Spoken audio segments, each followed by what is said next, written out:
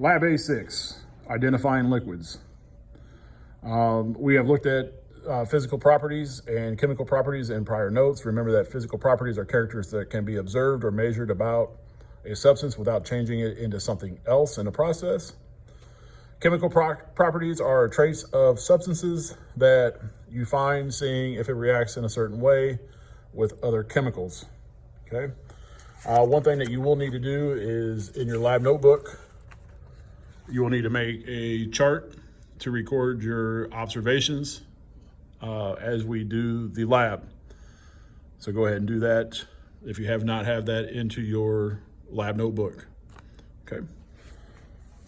Okay, so the challenge question is, what are the liquids in the mixture? So after we separated the mixture from lab A3, this is what we have. We have liquid A and we have liquid B.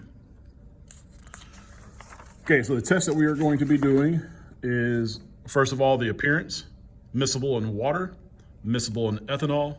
Does the liquid contain water? Is the liquid corrosive or is a liquid toxic? If you look on page A23 in your book, it will tell you what to do, and also it will tell you how to interpret the test results. Okay, so the first thing is the appearance, okay? With the appearance, they ask you to look for its color, the transparency. Transparency has to do with, is it transparent, translucent, or opaque? Transparent means that you can easily see through it. Translucent is you can see through it, but it's blurry. And if it's opaque, then you can't see it through at all. And then you can just describe the thickness, the viscosity of the liquids. So here is liquid A. Okay, color, obviously. Okay, the best way to look for transparency is to put the liquid over a written text. So again, can you see through it easily? Is it blurry? Or is it opaque? You can't see through it at all. Okay, so that is liquid A.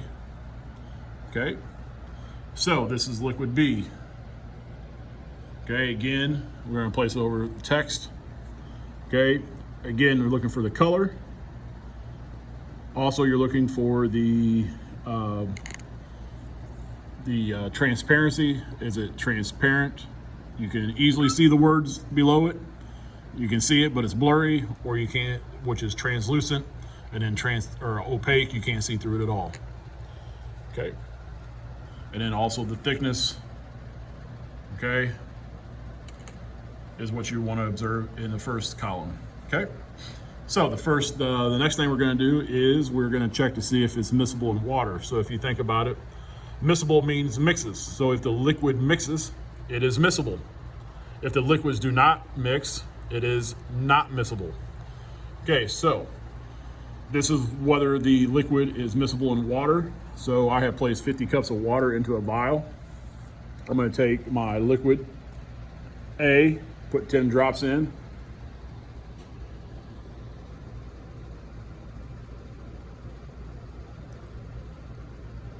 Okay, so I put 10 drops of liquid A into the vial with the water.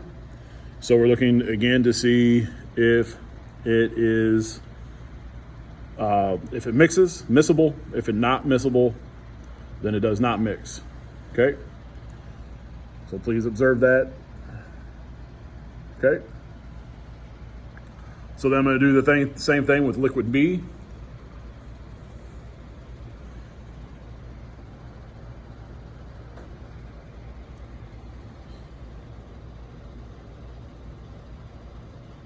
Okay,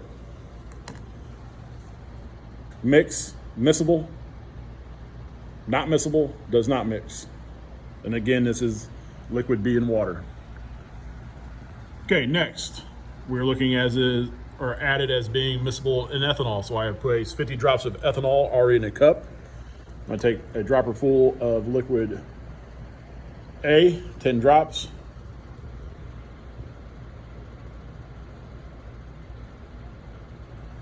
Okay. Looking for separation there. Okay.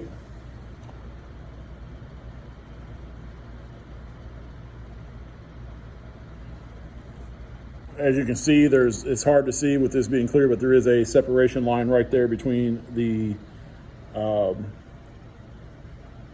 liquid A and the ethanol.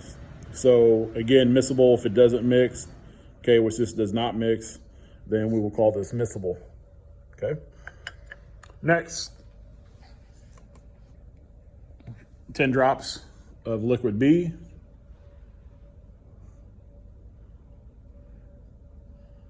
Okay, and this is in ethanol again. If it mixes, it is miscible. If it does not mix, then it is not miscible. So please record that into your data sheet. Okay. All right, so the next thing is we are going to check to see if the liquid does contain water. So I have placed some drops of the liquid A and B into the CPUP container, okay? I am going to take a piece of cobalt paper. I'm gonna place it in liquid A. If this turns pink, it contains water. If it stays blue, then there is no water present in this liquid. So please record your observations. Okay. Again, we're looking to see if this turns pink. If it turns pink, it does contain water. And this is liquid B. Please record your data in your data chart. Okay, next, we are checking to see if the liquid is corrosive or non-corrosive. So I have a pH chart here. Okay, we are looking to see if it is acidic or corrosive. If the pH is 3 to 11, which are the middle ones here, it is not corrosive. If it's 1 or 13, it is corrosive. So I'll take a piece of pH paper, place it into liquid A. Okay. And then I'll hold it up to the color chart. As you can see, it is number 3. So again, 3 to 11 is not corrosive. I'm also going to take my pH paper and put it into liquid B. Okay.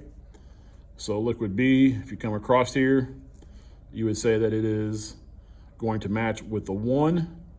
And if it's on the 1, it is considered to be corrosive. So please also record this data into your data table. The last test I'm going to do is the test whether it's toxic. So I have a bottle of potassium thiconate. Okay, it's going to turn red if the solution does not turn red, the liquid is not toxic, and if the solution turns red, the liquid is toxic. Okay, so I have my potassium thiconate here, and it only takes 1 drop. 1 drop for liquid A, 1 drop for the liquid B. Again, if it turns red, the liquid is toxic. And please record this into your data table. Okay.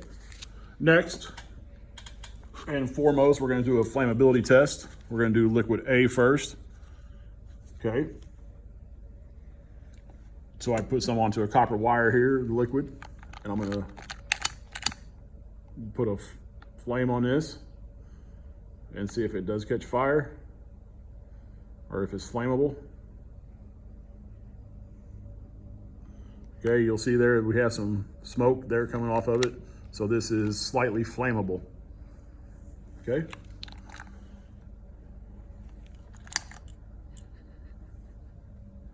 Okay, then I'll put this into cup liquid B.